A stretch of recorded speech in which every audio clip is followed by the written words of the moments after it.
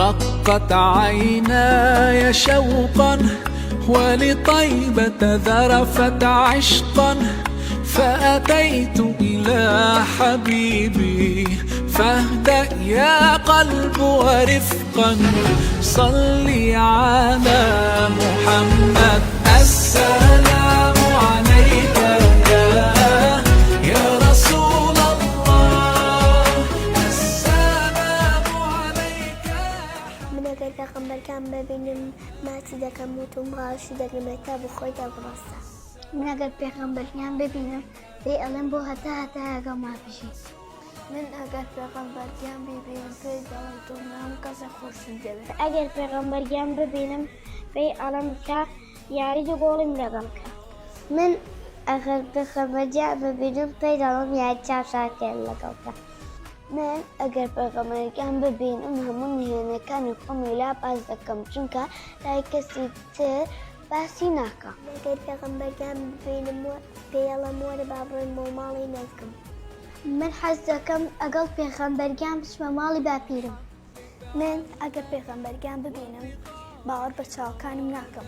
باید دستم باور شکلی دادمو هدو دستکانی ماز دکم. نگر پیغمبر کم ببینم پیالم حضور لچیاریته. اگر پیغمبر کم ملابو با پم دکوزارم خوش دویسون کدلکی دارو پاکتیا.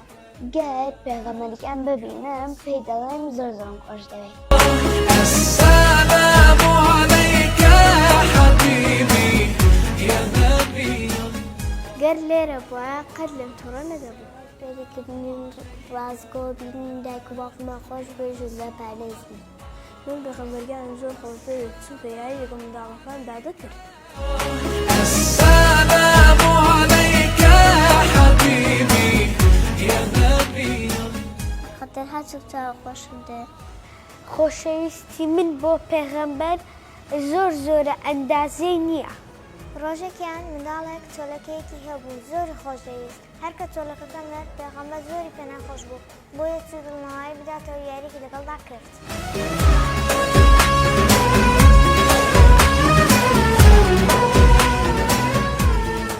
زۆر حەزم دەکرد مامۆستای پەروەردەی ئیسلامیمان بووایە چونکە پێوی ڕۆشتی بەرزی دەکرد. حەزم دەکرد پێغەمبەرگیان مامۆستای کوردیمان بە. حەزم دەکرد مامۆستای عەرەبیمان بووە. پێغەمبەرگیانم زۆر خۆش دەوێت. پێغەمبەرگیانم زۆر خۆشە. روحي وجوار الهادي محمد يا طيبة جئتك صبا